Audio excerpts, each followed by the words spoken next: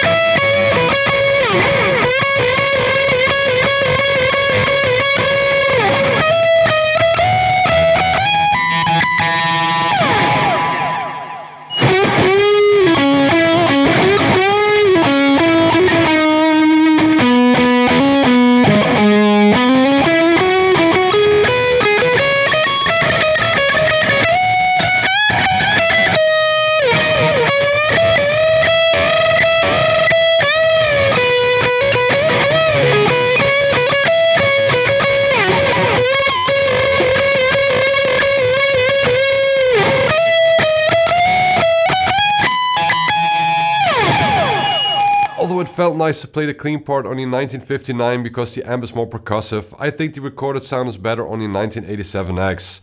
When the amps are pushed, the 1987X gets a bit more squishy and grainy, where the 1959 holds its own a bit more, but I think the difference is not as big as I suspected. One thing I complained about in my original video is the ghosting that the 1959 has.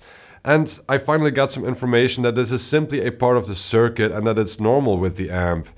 But someone reminded me that I can see if the amount of ghosting in my amp is normal by comparing it to the Universal Audio Lion, which I also have. Although the Lion is a modeler, they also modeled the ghosting that the original amp has, which you can turn on and off. So let's see if the amount is actually any different.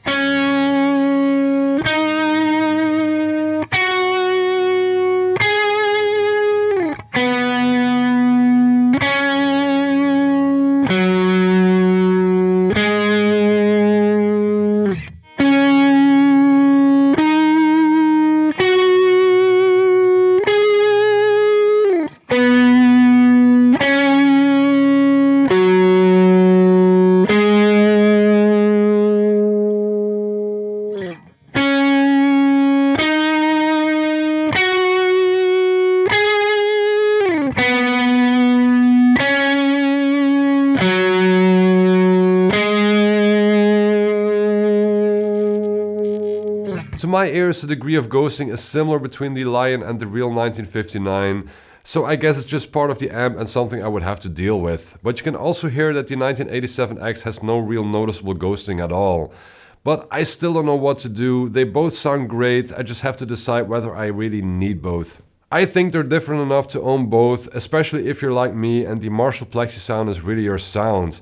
But the 1959 is bigger, it's heavier, it needs a bigger speaker load to run safely, and the ghost notes can be annoying. But it's hand wired, so it's easier to repair, it simply sounds great, and I think it's a great partner to the 1987X. Let me know what you think in the comments down below, and while you're down there, please like, subscribe, hit the bell icon, and I'll see you next time.